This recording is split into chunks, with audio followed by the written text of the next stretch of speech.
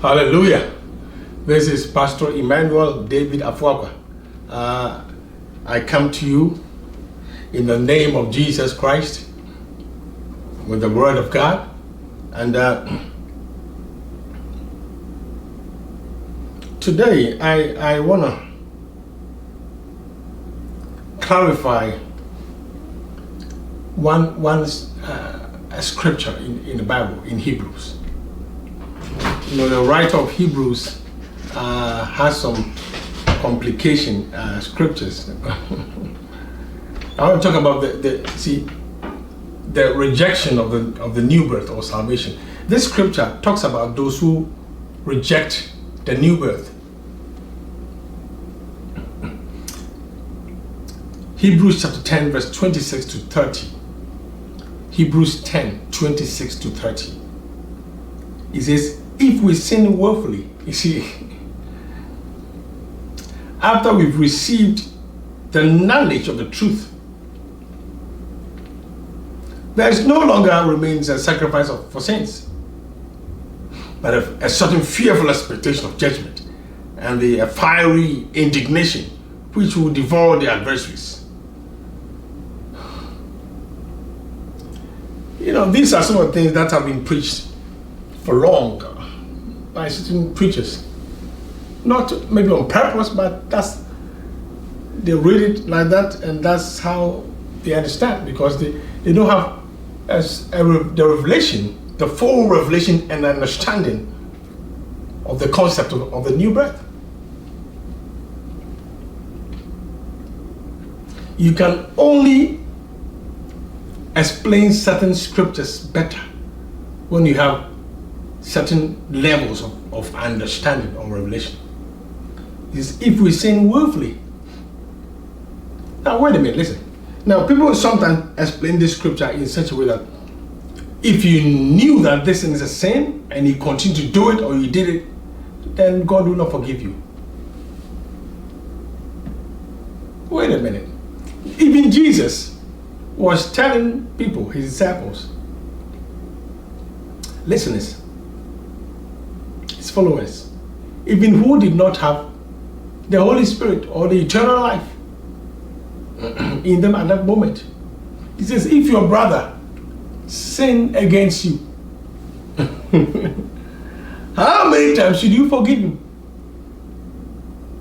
Jesus says 70 times, 7 times. 70 times, 7 times. And Peter and the disciples said, Lord, what are you talking about? Who can do this? Who can do this? Even Jesus wants us to forgive somebody this amount of times. Don't you think this amount of times, there will be just one time that the person knew this thing is wrong? I've been offended the same person. In fact, this might be one of the things that he might have done before.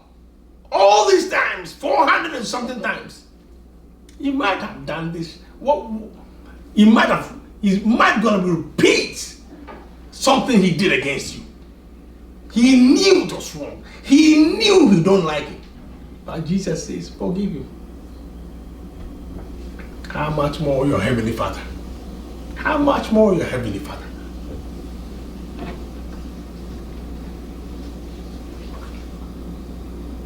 How much more your Heavenly Father? These are all the things, the scriptures, the things that we have to have understanding in them, so the devil doesn't use it to cause us to live in guilt. When you live in guilt like that, you will go to heaven, all right? But once you are on earth, what the enemy is using is that he's using these things to weaken you, your confidence, your faith, the strength of your inner man. He's weakening you.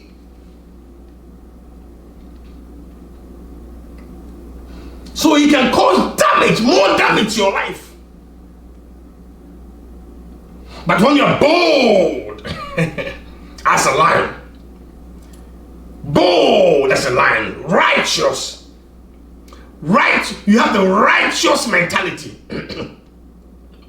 the consciousness of righteousness, bold as a lion, live as an overcomer no matter what, triumphant always. You overcome the enemy in always. You have the boldness and the confidence to prosper and to succeed in whatever you're doing against the works of the devil in your life. That is why he dwells on some of these things to weaken your mind, weaken your spirit. You lose confidence and boldness as a new creation. But we will see what it really refers to. For if we sin willfully after we have received the knowledge of the truth, there no longer remains a sacrifice for sins, but a certain fearful expectation of judgment, and a fiery indignation which will devour the enemies. Listen, this is where the truth is. Anyone who has rejected Moses' law dies without mercy on the testimony of 2 or 3 witnesses. See? So in actuality, those who sin willfully is referring to those who still decide to be in their sinful nature. Willfully, they're willful. After the truth has been preached to them, after they have known the truth of the gospel, of the grace of God, how you can be saved by grace, not of works. How you just have to believe in Jesus as your personal savior and receive him as Lord over your life, and then you can be saved. They decide to stay in their sinful state willfully and reject the grace of God, reject the gospel of Jesus, because they love their sin nature. They love to sin. They love their sin nature than to be in Christ. They love to be in their sin nature and love to commit sin, love to sin, love to be in their sin nature, and therefore and love to sin and live in their own way and not in the life of God. They reject eternal life. They say, we don't want this. We love this one, our sin nature and our evil ways. So they willfully reject it, the grace of God, after they have received the truth. They know the truth. They know it.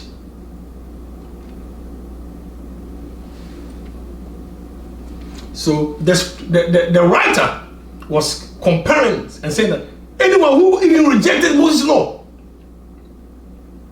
dies without mercy on testimony of 2 or 3 witnesses. How much more punishment to those who suppose will he? How much more worse punishment do you suppose will he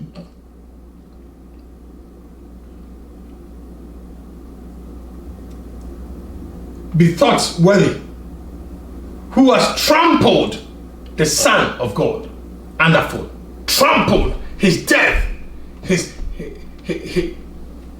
all the cross, the suffering of the cross, the sacrifice, they are trampled upon it because they reject it.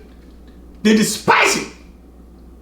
The work of the cross of Jesus Christ, they have trampled upon it, despise it.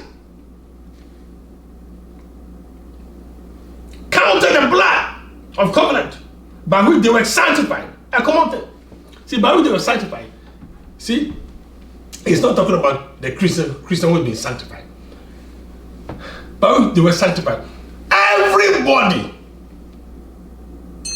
When Jesus died, we were sanctified. we were forgiven of our sins. He died until there is a shedding of blood. There's no forgiveness until the shedding of blood. So when there's a shedding of blood, God forgave everybody. Bring everybody. Come and be reconciled unto me. I'm not counting your sins against you. Come and be reconciled unto me. So everybody was forgiven. They were sanctified of their sins. Forgiven. The only thing they have to do, the unbeliever have to do, is to accept the forgiveness and become a new creation. So when they say those who are sanctified, it does not mean the Christian who was sanctified. No, that's not what it's saying.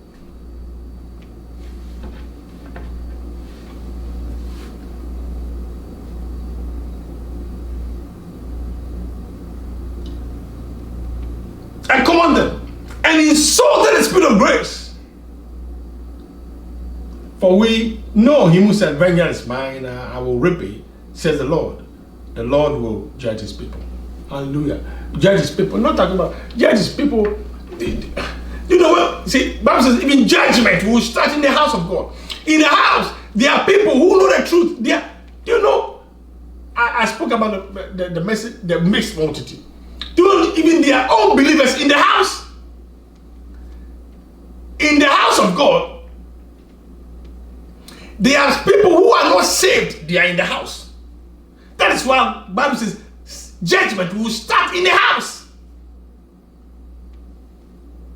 So when it says God will judge his people, it's not talking about the born again. No.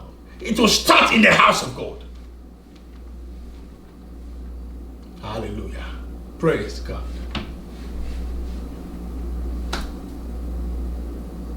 So, beloved, I want you to understand.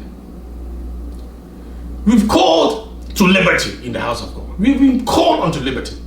Just that we don't have to use our liberty in evil ways. Called into liberty. Free to live the life of God. Free to prosper. Free to succeed. Free to fulfill your assignment, your destiny. Free to do the work of God. To impact lives. Free. You don't use your liberty in a sinful and evil way. You are blessed. Continue to listen. Stay blessed in the mighty name of the Lord Jesus. This is Pastor Emmanuel Afwagwa. You can reach me at 470-272-6276. And the email is the Assemblies of Christ at yahoo.com. Reach out to me with your questions, your prayer requests, and your testimonies. I'll be right here for you. God bless you. Amen.